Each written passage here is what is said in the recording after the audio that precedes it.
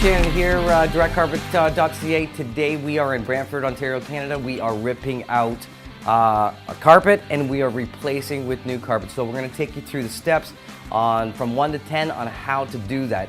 And we're going to start ripping out this lovely blue carpet here. K-side, long straight strips. Let's start over here.